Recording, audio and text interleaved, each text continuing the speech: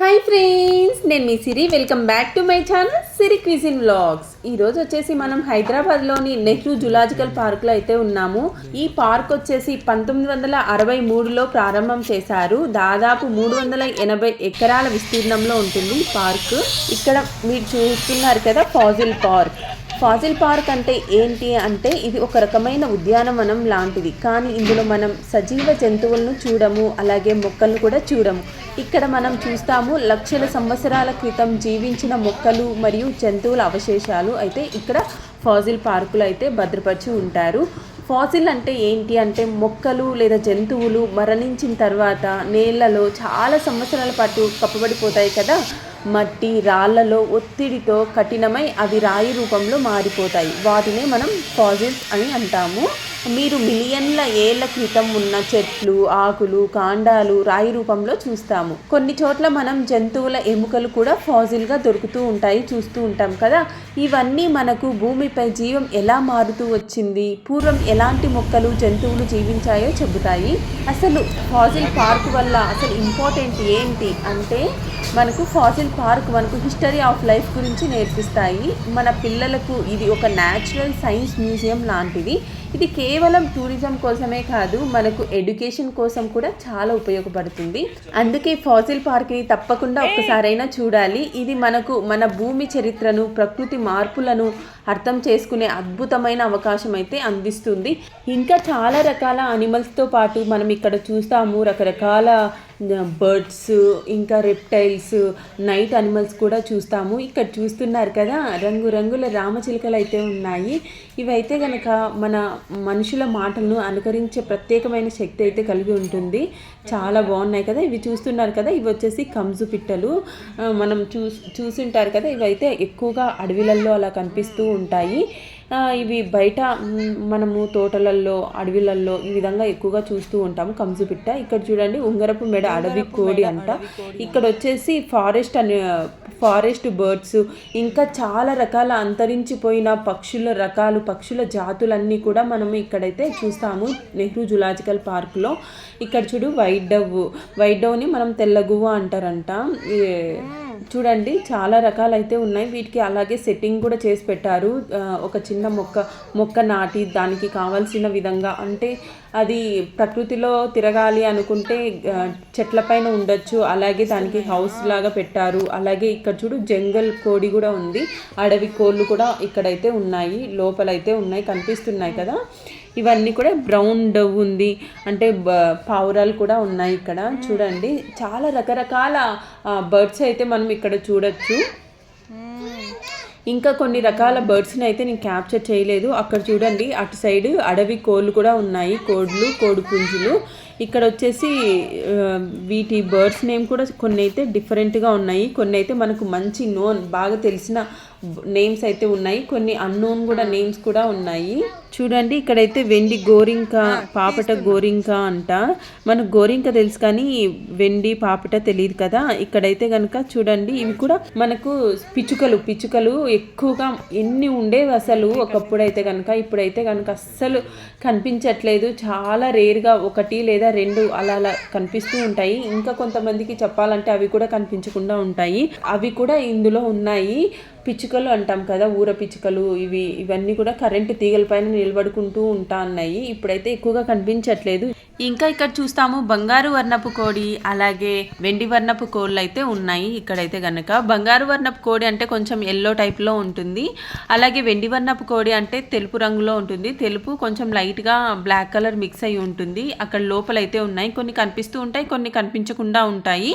ఇది వచ్చేసి శ్వేతవర్ణ zebra pinch, ఇది ఆస్ట్రేలియాకు సంబంధించిన డవ్. శీతకాలం వచ్చేసి 4 నుంచి 6 సంవత్సరాలు అయితే ఉంటుంది. తర్వాత అయితే ఇది ఒక రకమైన చిలుక, ఇది కూడా ఆస్ట్రేలియా జాతికి సంబంధించిందే. దీని జీవితకాలం వచ్చేసి 20 నుంచి 25 సంవత్సరాలు ఉంటుందంట.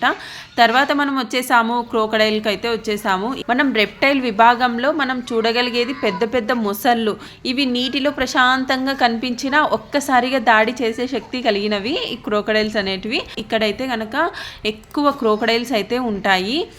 మనము ఇక్కడ నీటిలోనే చాలా క్రోకడైల్స్ అయితే ఉంటాయి, మనం చూడొచ్చు. చాలా బాగుంటుంది ఇక్కడైతే కనుక, అసలు చాలా క్రోకడైల్స్ అయితే ఉంటాయి. వాటర్లో అన్నీ అవే దాడ అన్నీ అవే బాగుంది అనుకున్నాను.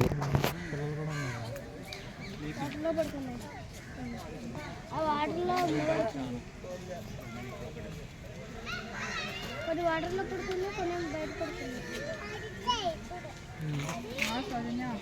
ఇంకా కొన్నేమో మూవ్ అవుతుంది.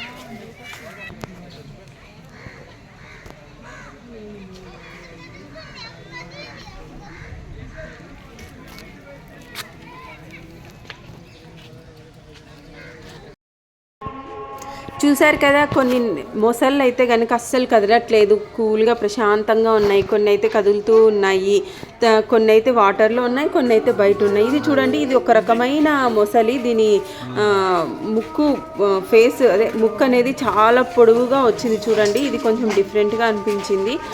ఇదైతే కనుక ఈ విధంగా లోపలికి మిర్రర్ దగ్గరికి అయితే వచ్చేసింది. ఇదైతే కొంచెం చాలా డిఫరెంట్గా అనిపించింది.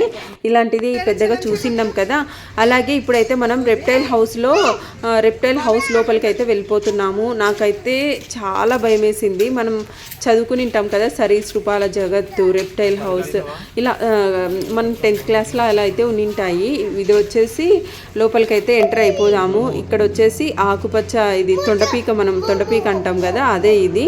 ఇవి కూడా ఉన్నాయి మనకు జూ పార్క్లో. చూడండి, తొండ అంటారు, కొంతమంది తొండపీక అంటారు, ఇంకా ఏమంటారో కూడా తెలియదు నాకు.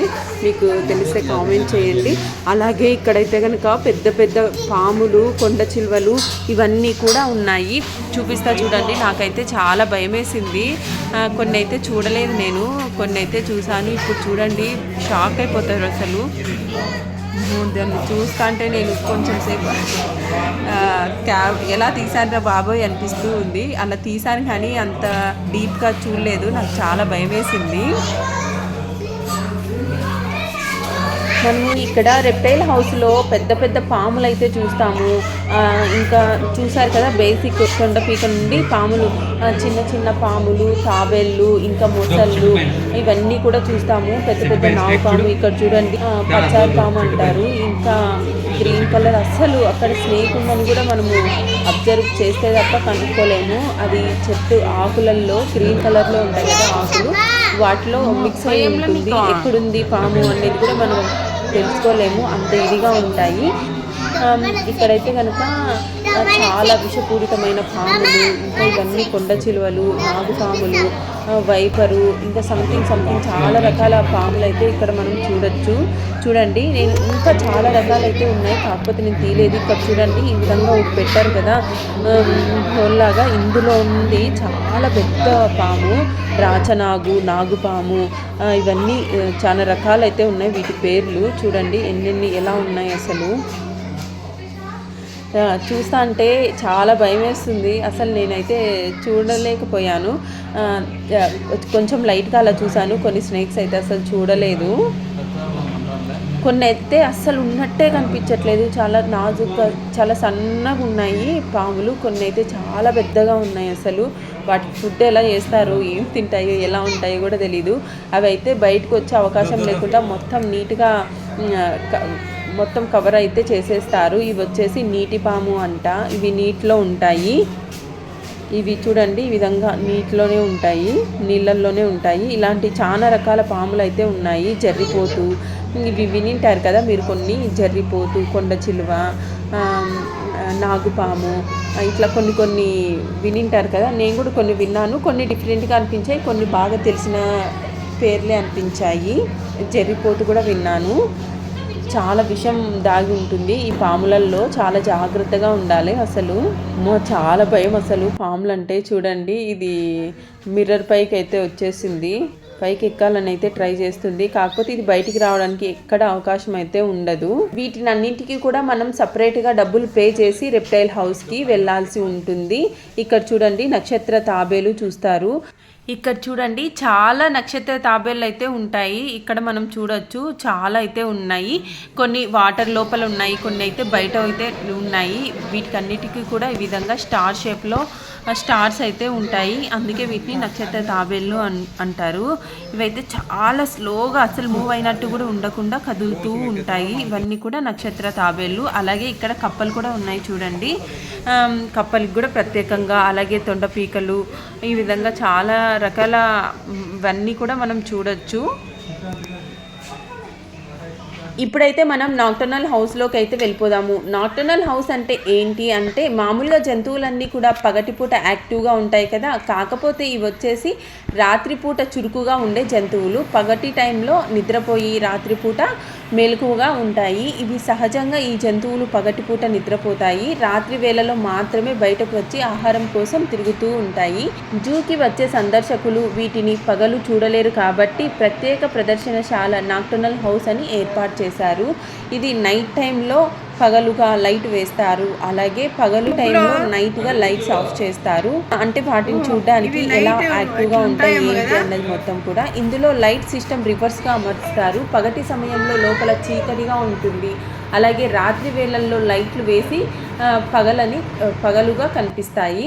దీంతో ఈ జంతువులు పగటి పూటనే చురుకుగా కదులుతూ ఉంటాయి కాబట్టి మనం వాటిని సహజంగా చూడగలుగుతాము. ఇలా ఉండేటివి నాక్టర్నల్ అనిమల్స్ అంటే ఏంటేంటివి అంటే గుడ్లగూబలు, వౌళ్ళు, సివెట్ పిల్లులు, హైనాలు, లెమూర్లు, ఇవి చాలా రకాలైతే ఉన్నాయి. కొన్ని మనకు కూడా తెలియదు కొన్ని రకాలైతే కనుక. ఇంకా ముండ్ల పందులు, అడవి పిల్లులు ఇలాంటివన్నీ నాక్టర్నల్ హౌస్లో అయితే ఉంటాయి. నార్మల్గా మనం జూ పార్క్ వెళ్ళినప్పుడు పగటి వేళల్లోనే వెళ్తాం కాబట్టి జంతువులు ఇక్కడ పగటిపూట సహజ ప్రవర్తనతో చూడగలము లైట్ ఆఫ్ చేయడం వల్ల. చూశారు కదా, ఇక్కడ రకరకాల పక్షులు, అలాగే నాక్టర్నల్ అంటే రాత్రిపూట సంచరించే జంతువులు ఇవన్నీ కూడా చూశారు కదా. మీకు ఎలా అనిపించిందో కామెంట్ సెక్షన్లో కామెంట్ చేసేయండి. అలాగే వీడియో నచ్చినట్లయితే తప్పకుండా లైక్ చేసి మీ ఫ్రెండ్స్ అండ్ ఫ్యామిలీకి షేర్ చేయండి. ఇలాంటి మరిన్ని లేటెస్ట్ ఇంట్రెస్టింగ్ వీడియోస్ కోసం మన ఛానల్ని సబ్స్క్రైబ్ చేసేసుకోండి. మరో మంచి వీడియోతో కలుద్దాం. అంతవరకు కీప్ వాచింగ్ సిరి క్విజిన్ వ్లాగ్స్. బాయ్.